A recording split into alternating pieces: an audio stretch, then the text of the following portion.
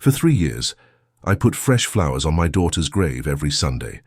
For 3 years, I talked to cold granite, telling Isabella about her father's worsening cough, about the medical bills piling up, about how I still couldn't bring myself to change anything in her room.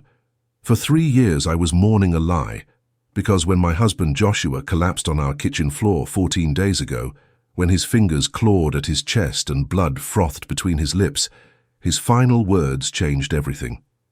Isabella's alive. She's at the farm. Then he died. Right there on our yellowed linoleum, still clutching the coffee mug I'd bought him for Father's Day.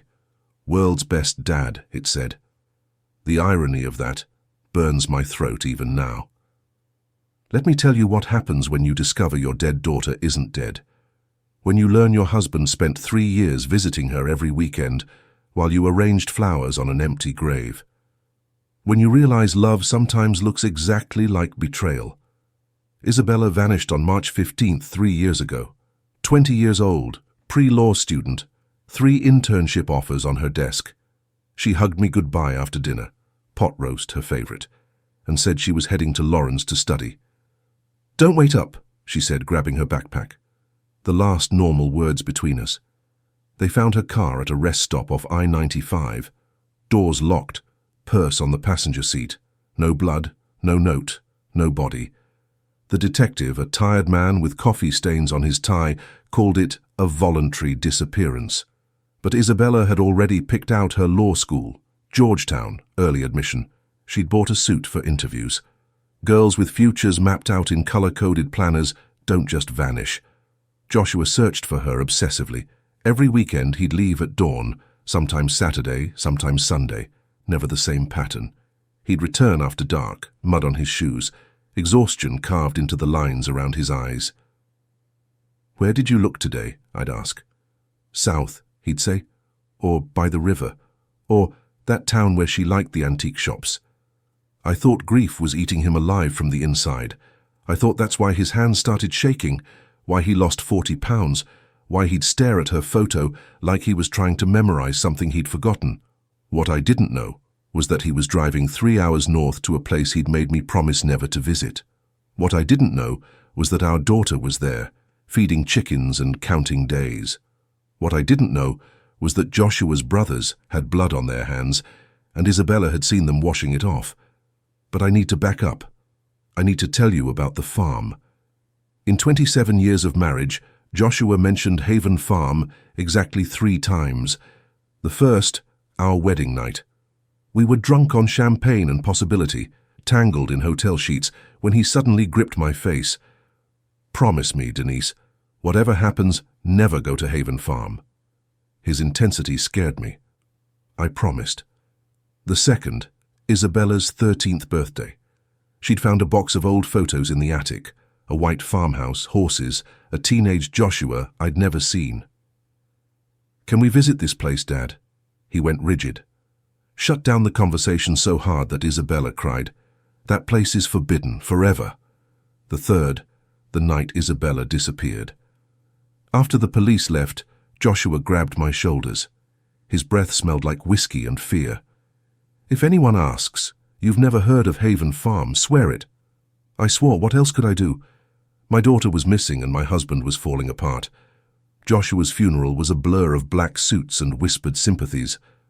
I stood by the closed casket, clutching a crumpled tissue, watching the faces of our guests. Then, through the crowd, I saw them. Michael and David Coleman. I'd met them maybe 5 times in our entire marriage. Joshua always found excuses to skip family gatherings, but now they were here like vultures who'd been circling, waiting for the body to cool. "Such a tragedy," Michael said, gripping my hand with manicured fingers. "First Isabella, now Joshua. You must be devastated." His eyes weren't sad. They were searching my face for something. A tell. A hint that I knew something I shouldn't. "If you need anything," David added, his smile all teeth. "Anything at all." They'd never called when Isabella vanished, never sent a card, never cared. Now my phone wouldn't stop buzzing. 12 missed calls, texts about urgent family business and Joshua's estate matters. I blocked them both. That night I tore apart Joshua's desk. I didn't know what I was looking for, an answer, a sign, a reason. In a book about grief, I found a brass key. Taped to it was a note in Joshua's careful handwriting. If something happens to me, go to Haven Farm. GPS coordinates below. Find James Sullivan. Trust no one else. I'm sorry for everything. J. The next morning, I drove north. The farm was exactly where Joshua's coordinates led, down a dirt road through gates that looked abandoned but opened smoothly with the key. The driveway curved through maple trees, just starting to turn gold. The farmhouse stopped me cold. White paint, green shutters, laundry dancing on a line. Not abandoned. Lived in. I knocked before I could lose my nerve. The door opened to reveal a man in his 60s, grey beard, calloused hands. Mrs. Coleman. Not a question. Joshua said you'd come after he passed. You knew my husband. He saved my son's life in Iraq, pulled Danny from a burning Humvee when everyone else ran. He stepped aside. I'm James Sullivan. Your daughter's in the barn. The world tilted. I gripped the doorframe. My daughter's dead. No, ma'am. She's been feeding the chickens for 3 years. Same time every morning. Helps her feel normal. I ran.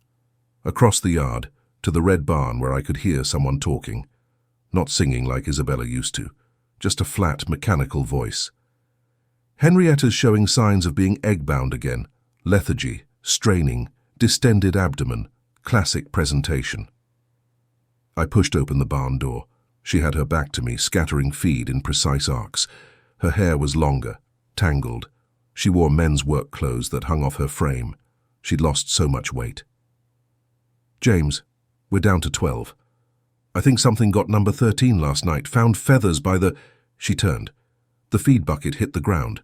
Grain scattered. Chickens squawked and fled. For 10 seconds, we just stared at each other. My daughter, alive, breathing, real. Mom? Her voice cracked on the word. You're real?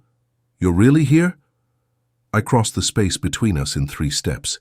She collapsed into my arms, and we sank onto the barn floor, both sobbing so hard we couldn't breathe. She smelled different, like hay and earth and isolation, but she was warm. She was alive. We had a funeral, I gasped. I picked out a headstone. I donated your clothes. I know. Dad told me everything. She pulled back, and I saw something in her eyes that hadn't been there before. Something broken. He said it was the only way to keep you safe. Safe from what? Her fingers started tapping against her leg. Tap, tap, tap. Pause. Tap, tap, tap. A nervous tick she'd never had before. We need to go inside. It's not safe out here. Even now. Especially now. Inside, Isabella wouldn't sit with her back to any door. She stood by the window, watching the road while her fingers kept up that relentless rhythm. James set out coffee. Isabella didn't touch hers. She just stared at me, 100 questions in her eyes. I had 100 more for her. The night you disappeared, I began, my voice trembling. What happened? The police said you just left. Isabella's jaw tightened. I was going to Lauren's, but I forgot my charger. I went back to Dad's office to grab it and overheard a meeting. She took a breath, the tapping on her leg getting faster. It was Michael and David. They were talking about an accident, the one that killed Dad's accountant, Patricia Torres. They killed her. My voice was barely a whisper. They did. She found out they were stealing millions from the company. When I heard them, I gasped. They heard me. They came out and found me in the hallway. I felt the blood drain from my face. My God! What did they do? Uncle Michael smiled at me. But Uncle David, he looked at me like I was already dead, like I was just a problem to be solved. Then Dad showed up. He must have forgotten something. He saw them surrounding me and just switched on a persona. Cheerful, oblivious, made some joke about working late. Told me to run to that coffee place down the street, get him his usual, grab something for myself. She pulled out a worn piece of paper. Joshua's handwriting, hurried but clear. Drive to Haven Farm now. Don't go home. Don't call anyone. Don't stop except for gas. Trust James. I'll explain when I can. Go now. He taught me defensive driving when I was 16. I took 4 different exits, doubled back twice, lost him on I-95 and drove all night to get here. And you've been here ever since, I said, trying to process the enormity of it. Dad visited every weekend. He was coming here, he told me everything. Why you couldn't know, he said they were watching you. So he let me grieve, I said, anger rising. He let me plan a memorial service, let me think my baby was dead. Because the alternative was both of us actually being dead, she said flatly. They would have killed me. And if you'd known, they'd have killed you too. We sat in silence, absorbing the weight of Joshua's choice. 2 weeks ago, Isabella said, Dad came here and he looked wrong, grey, shaking. He said he thought they'd figured it out, said he'd been feeling sick. The heart attack, I whispered. Poison, James corrected, something that mimics cardiac arrest. By the time symptoms show, it's too late, Joshua knew. He had maybe 2 hours. He came home to die so he could tell you. Isabella's composure finally cracked. She slid down the wall, sobbing. I held her while she shook, both of us mourning the man who'd saved us through lies and distance and impossible choices. We had a case, they said. Joshua had spent 3 years gathering evidence, financial records, photographs, recordings. He'd even found an FBI agent he trusted, Sarah Martinez, who had no local connections. We called her. She arrived an hour later, a tired woman with a face that had seen too much. She took one look at Isabella. You're Isabella Coleman. Not a question. Your father showed me your obituary, said printing it was the hardest thing he'd ever done. As we sat there, huddled together, a car pulled down the road. It didn't belong. James grabbed his shotgun. The door exploded inward. Michael and David stood there, their suits perfectly pressed. Hello, Denise. Michael's voice was conversational. Isabella, you look well for a dead girl. Isabella had shrunk back against the wall, that tapping starting again. Tap, tap, tap, tap, tap, tap. Your phone, Denise. We activated tracking after you blocked our calls, Michael said, holding it up. Did you really think we weren't watching? The video on my phone, Isabella said, her voice surprisingly steady. I sent it to the FBI. A child's phone video. Michael waved dismissively. Who'd believe that? No, the real problem is what Joshua left behind. He walked straight to the hutch like he'd been there before. Pulled out the hidden drawer without hesitation, all of Joshua's evidence right there. You see, James here has been very helpful, haven't you, James? James still held the shotgun, but he'd lowered it. He wouldn't meet my eyes. They showed up an hour ago, James said to the floor. Said they'd burn the farm with my grandkids inside if I didn't cooperate. I'm sorry. Everyone has a price, Michael said, gathering the files, or a pressure point. Isabella laughed. The sound was wrong, too sharp, too bright. You think Dad didn't plan for this? She pulled out a second phone, hit send on something already typed. What did you do? David stepped toward her. Every piece of evidence Dad gathered? I just sent it to 6 journalists and 4 federal agents in D.C. You have 20 minutes before this place is crawling with feds. David pulled a gun. The blast was deafening, but it wasn't David's gun. James had raised the shotgun and fired into the ceiling.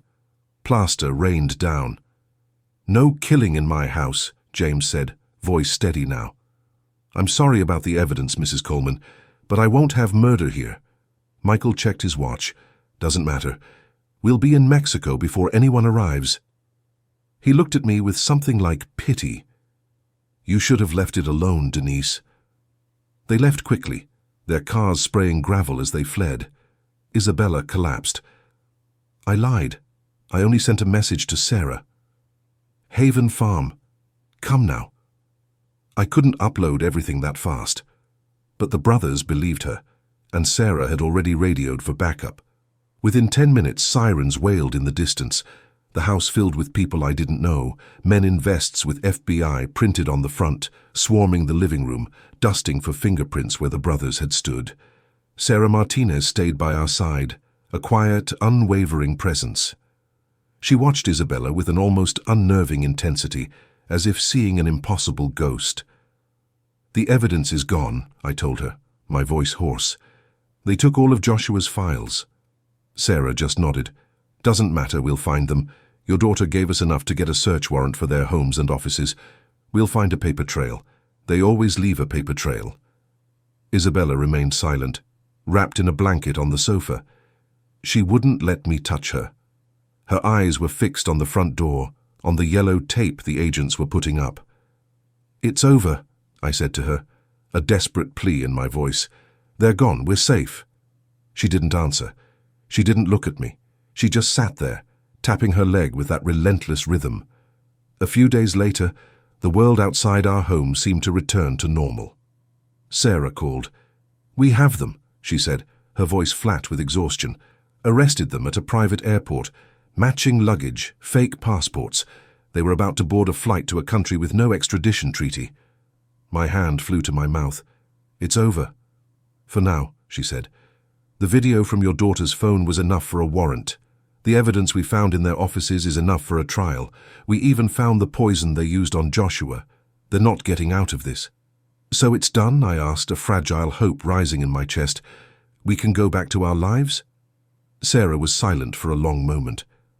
"The brothers were only two players, Denise. They were part of something bigger. We're getting closer to the top, but they'll be cleaning house, and you two are witnesses." A cold dread crept into my bones. "You're saying we're not safe. I'm saying you're not the only ones who know what happened, and not everyone is a fan of the legal system." I hung up and found Isabella in the garage, hunched over a workbench. The gun was disassembled, each piece laid out with mechanical precision. "They're in jail," I said, my voice full of triumph. "They're not getting out." She didn't look up. She was scrubbing the barrel with a small brush. "Mom, they're not the only ones." "What are you talking about?" "This network," she said, her voice flat. "It's bigger than them. They're just the lieutenants, the people they worked for. They're still out there, and they're not going to want witnesses." A cold dread crept into my bones. "You're being paranoid." She finally looked at me, and her smile was sad. "Dad was paranoid, and he's dead." I drove home from the grocery store yesterday and saw a car parked on our street that I'd never seen before. A black sedan with tinted windows. It was still there when I left. I took 3 different routes to get back, just in case. When I got home, Isabella was sitting at the kitchen table, her go bag beside her, cleaning the gun. "He's still there," she said. I didn't need to ask who she meant. I sat across from her, my hands shaking. I felt something break inside me. 3 years of lies, of grief, of Joshua's sacrifice, for this constant fear. We'd won the battle but lost the war. We were safe from them, but we were prisoners of the world he left us. I looked at my daughter, my beautiful, brilliant, broken daughter, and for the first time, I finally understood. Joshua didn't just save us from a network of criminals. He saved us from a life of ignorance, of blindness. He gave us the tools to survive in a world where secrets are like radiation. They poison everything they touch, even after the source is gone. He gave us life, but he took away our peace. "Why do you still do this?" I asked Isabella one night, watching her meticulously check the locks. "The police are watching the house. We have cameras. We're safe." "The cameras can be disabled," she said, her gaze fixed on the front door. "The police will go home. The locks can be picked. Everything can be undone." She turned to me, her eyes hollow. "Except for what Dad taught me. This," she held up her hands, "is the only thing that can't be undone. This is our life now. Security cameras covering every angle, motion sensors that alert our phones, reinforced locks that Isabella checks in the same order every morning. Go bags by the door. I'm living Joshua's last words, living on a knife's edge, living in the knowledge that every car that slows down, every stranger who smiles, every knock on the door could be the final one. I find myself counting the seconds between passing cars, looking for a pattern. 1, 2, 3. The world outside is a silent, waiting predator. And sometimes late at night, when the house is quiet and the tapping has stopped, I find myself standing at the window watching the shadows, waiting. For now, that's enough. It has to be. For more gripping stories of suspense, mystery, and unbreakable family bonds, please subscribe to our channel. Hit the notification bell to never miss our next video, and share this with a friend who loves a good thriller. Your support helps us bring these dark tales to life. Thank you for watching.